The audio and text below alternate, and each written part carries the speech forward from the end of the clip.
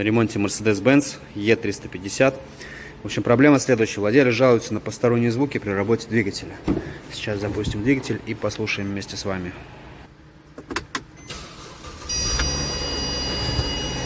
Ой, какой там грохот стоит, я уже слышу.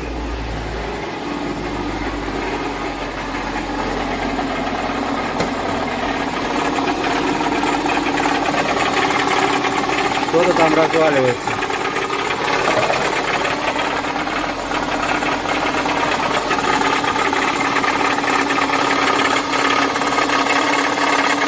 Что-то мне подсказывает, что генератору очень плохо. Ладно, сейчас сниму приводной ремень и вместе с вами послушаем. Убрал в сторону приводной ремень. Здесь, смотрю, масло с масляного стакана подтекает. Видите? Скорее всего, при замене фильтра, либо же его отсюда давит. В общем, с этим моментом необходимо будет понаблюдать. Сначала замою, обдую. В общем, смотрите, все навесное повращал. Никаких люфтов и звуков от роликов не исходит. Но есть звуки от генератора. Не знаю, получится мне вам это продемонстрировать или нет. Свет сразу туда нужно организовать.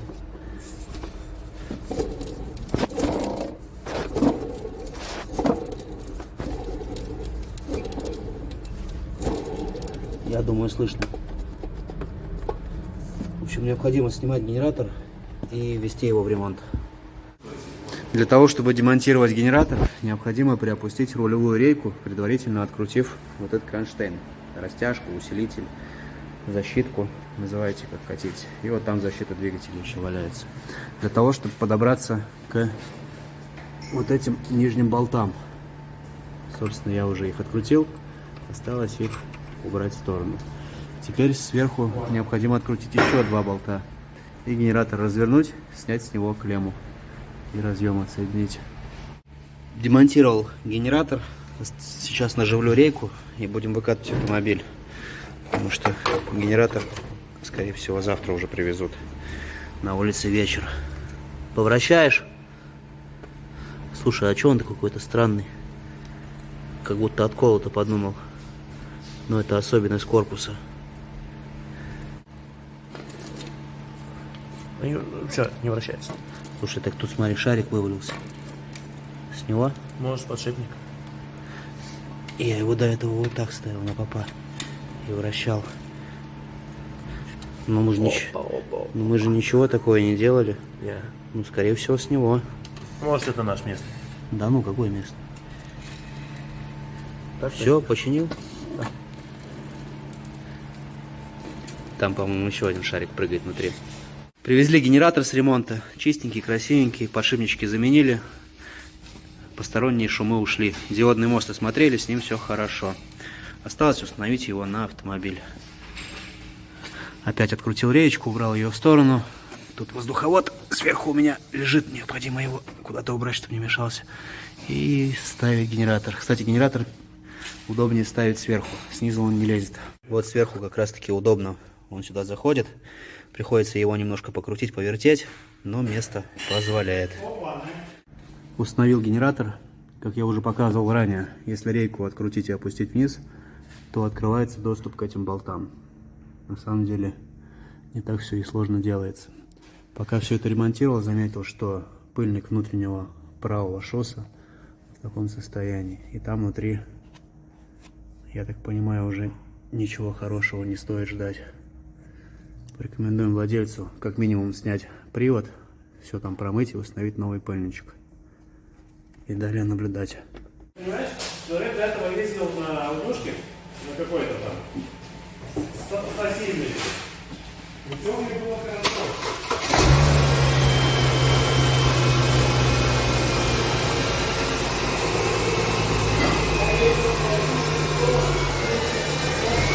Зарядка есть? Зарядка есть? Не, на панели ничего не горит, там никакая лампа.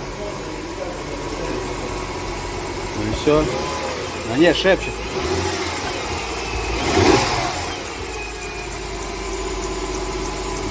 Какой-то ролик подпискивает.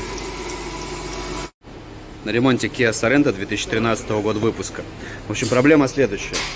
Менял датчик коленчатого вала. Ну, собственно, я его уже заменил. Вот провод идет от него. Давайте включим подсветочку. Вот разъем. Там пошел провод. И за стартер. Ну, грубо говоря, за стартером он располагается. Для его замены необходимо снимать стартер. И к вопросу о крысах, мышах, котах и всевозможных грызунах. Под капотом на двигателе наблюдаю кусок сала. А вернее, шкурку от сала. Вот так все это дело выглядит. Если честно, очень мерзко даже на это смотреть. Мы сейчас ее отсюда аккуратненько удалим. Вот так она уже подсохла, она уже как будто бы пластмассовая стала.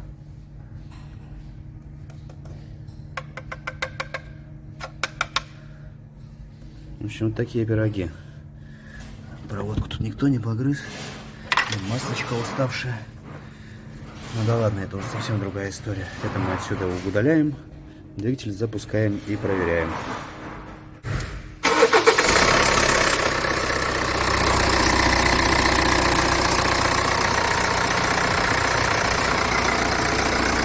Там ошибок нет никаких.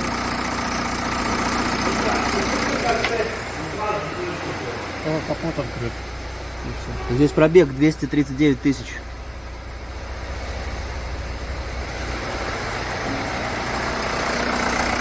На холодную там какие-то звуки от цепи шли, да? Ладно, порекомендуем понаблюдать. Все можно глушить. Вид снизу. Вот что я говорил по поводу стартера. Ну, тут, скорее всего, вам ничего не будет видно. В общем, стартер откручивается. Здесь два болта, благо к ним есть доступ. Тут смазочка у меня. Ну, я картинку сюда приложу. И с той стороны располагается датчик. Считывает показания с маховика. Смотрю, подтекает стакан масляного фильтра. Тут необходимо заменить резиночки.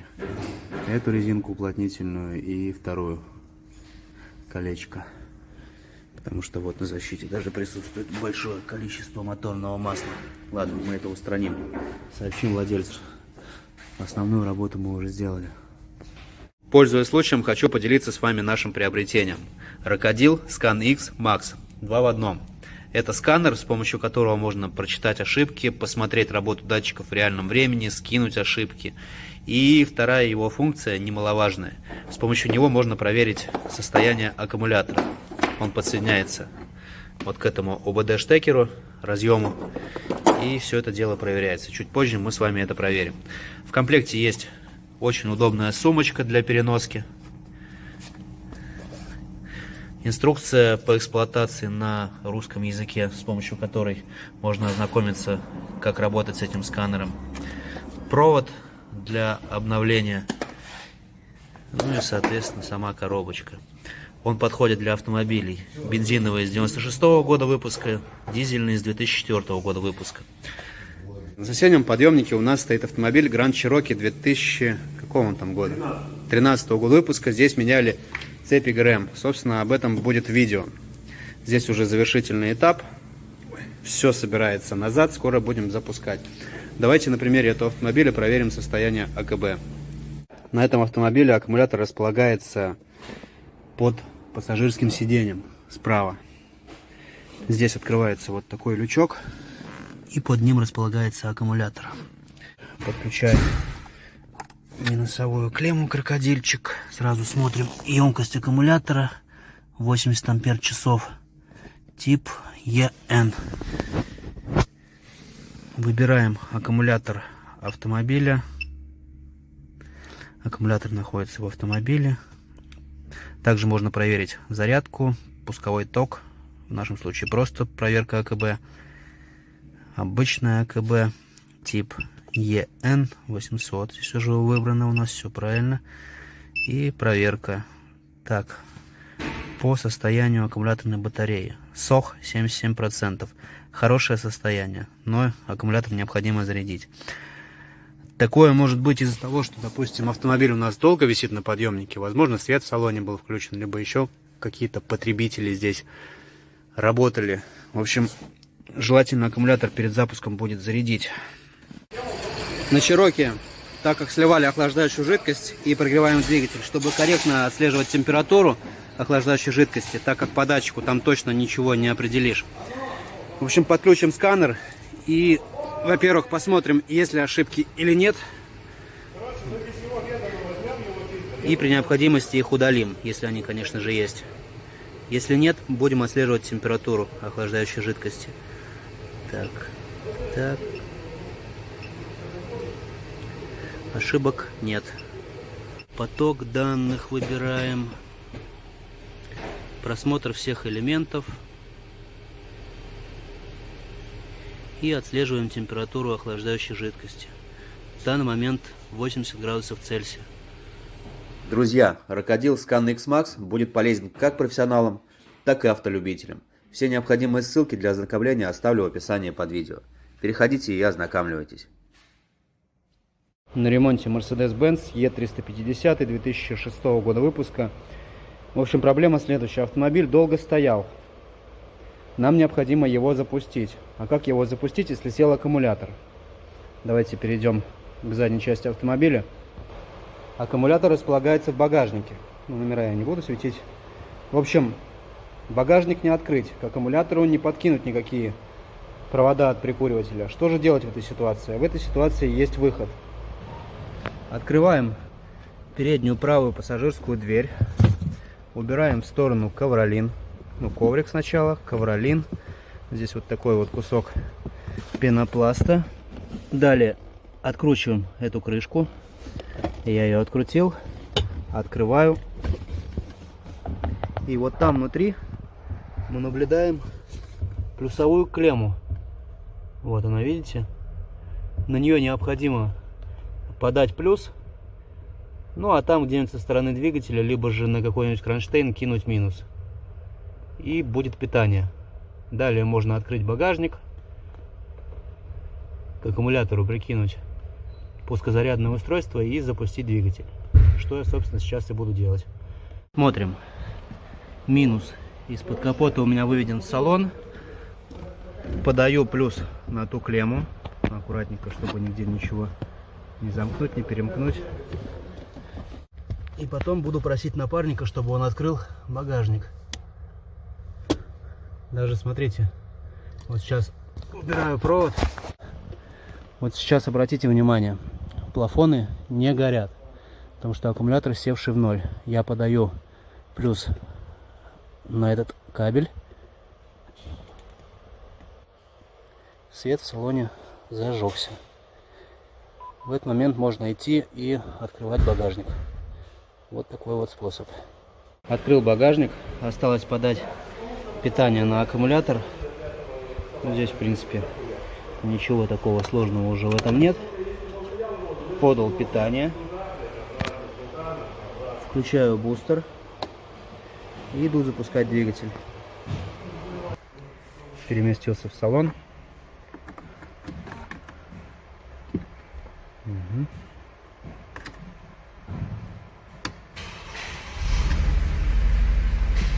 Двигатель запустился.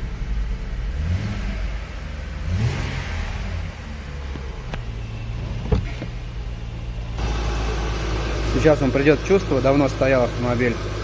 Но, в принципе, он и так хорошо работает. Убираю этот провод массовый. Забыл еще сказать, ключи от багажника потеряны. С помощью ключа багажник нам не открыть. На ремонте Renault Master 3, пробег 426 тысяч. Проблема следующая. Появилась вибрация при работе двигателя. Человек говорит, что посмотрите подушки, но это дело не в подушках. Также вибрация появляется при движении автомобиля. При наборе оборотов она увеличивается. Сейчас покажу, что произошло. Пока не поднял автомобиль, покажу еще две проблемы. Во-первых, владелец жалуется на то, что появляются стуки по рулю, вибрация при движении по неровностям, по маленьким. Появился вот такой вот люфт. Идет вибрация. Второе. Также некорректно стало работать сцепление. Смотрим, на педали появился вот такой вот довольно-таки сильный свободный ход. Вот, это все свободный ход. Происходит это по следующей причине. На штоке главного цилиндра сцепления есть сухарь, он пластиковый. Надевается он на шар, смотрим, что с ним происходит. Он протирается и появляется свободный ход, причем довольно-таки сильный. Вот, мы видим, педаль ходит, а шток стоит на месте.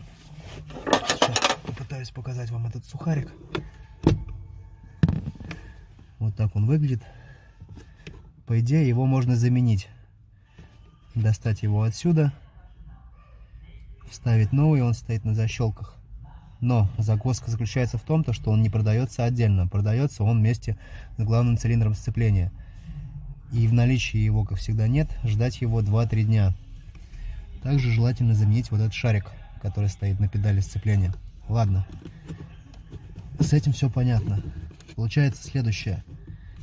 Сцепление как бы работает. Как только начинаешь отпускать педаль, автомобиль сразу начинает трогаться. Сразу он не должен ехать. Получается, педаль нужно хотя бы отпустить вот настолько, и автомобиль в этот момент должен ехать. А здесь получается, что вот она выжата, и как только начинаешь ногу поднимать, сцепление начинает срабатывать. Такого не должно быть. Давайте посмотрим, почему идет вибрация в рулевое колесо. Вот тот самый люфт. Люфт не в рулевой тяге и не в рулевом наконечнике. Все намного проще. На рулевом кардане есть шлицевая. Эта шлицевая разбита. В этом месте появился люфт. Сейчас попробуем вам это показать. Вращаю рулем влево-вправо. На валу появляется довольно-таки сильный люфт. Срабатывает правило рычага. Здесь люфт маленький. Чем больше рычаг, он становится больше. Поэтому в этой ситуации это никак не вылечить. Придется менять рулевой кардан. Мы его уже заказали, скоро его привезут, я его заменю. Ну а сейчас покажу, откуда идет вибрация при работе двигателя и во время движения. Смотрите на приводной ремень, а вернее на переднюю крышку. Она вся в ржавчине.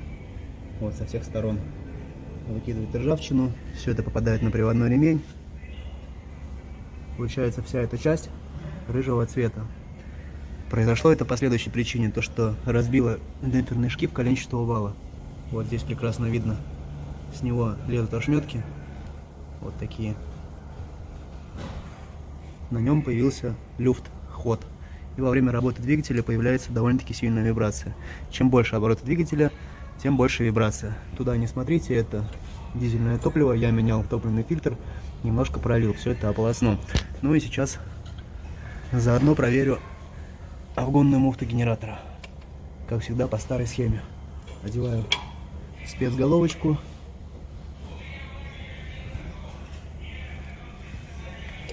И пытаюсь вращать.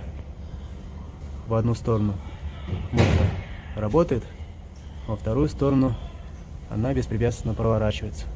По муфте вопросов нет. Нужно будет сейчас заменить демпферный шкив коленчатого вала. Привезли новый рулевой вал, старый я уже демонтировал. Вот в этом месте он люфтит, я показывал. Так, по стоимости я врать не буду, но стоит он порядка 10 тысяч рублей. Я его не покупал, потому что вы постоянно спрашиваете про цены. Этим делом занимается магазин. Мы просто меняем, ставим, диагностируем и так далее. Ставлю новый вал на место. Совсем другое дело. Установил новый вал. Все люфты ушли. Теперь вибрация по рулю не будет идти при движении по неровностям. Снимаю шкив коленчатого вала. Давайте сначала покажу, как я его откручивал. Для того, чтобы застопорить коленчатый вал, существует способ. С этой стороны на коробке есть вот такая заглушка, прикручивается она вот болтиком, шестерочкой с шляпкой на 10. Эта защитка ставится в этом месте. Вот сейчас, я думаю, видно. Туда вставил отвертку и отсюда аккуратно воротком открутил болт шкива коленчатого вала. Давайте попробуем его снять и посмотреть, что с ним происходит.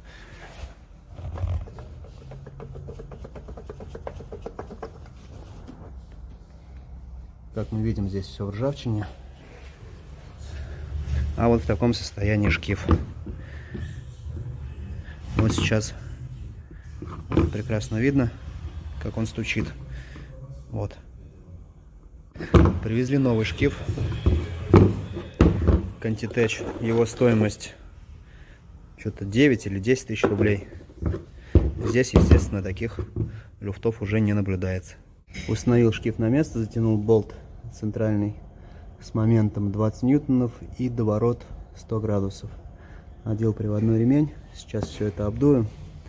Ремень владелец не изъявил желания менять, но в принципе он в хорошем состоянии. С двигателем разобрался, с рулевым управлением разобрался. Теперь осталось разобраться с ручным тормозом. Левое колесо тормозит. Вот, тяну тросик. Смотрим на суппорт. Здесь все работает. А правая сторона не работает. Тяну тросик. Тросик ходит в холостую, в пустую. Смотрим на суппорт.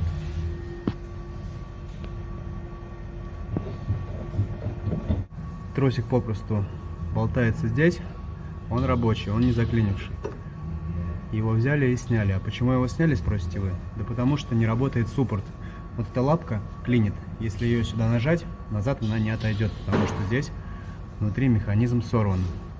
Поэтому сейчас, скорее всего, будем либо перебирать суппорт, либо же его менять. Согласовываем этот момент с владельцами и продолжаем дальнейший ремонт. Созвонились по поводу суппорта, объяснили владельцу все варианты, какими можно вылечить эту проблему. В общем, сказал, что перебирать его не нужно, потому что ему уже когда-то его перебирали, после чего он заклинил. После этого просто был попросту снят тросик, и таким образом катаются уже порядка полугода. Сказал, купите новый суппорт, привезите его и поставьте. Что мы, собственно, и сделали. Привезли суппорт. Новенький, красивенький.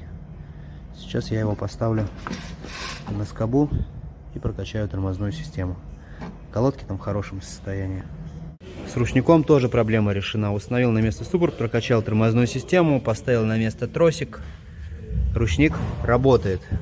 Вот старый суппорт. Здесь мы видим под пыльником, во-первых, там какая-то либо смазка, либо тормозная жидкость с него подтекала. И раковины на поршне. Вот эта лапка заклинила внутри. Я уверен, если ее разобрать, вернее снять лапку, достать этот вал, там внутри будут тоже раковины.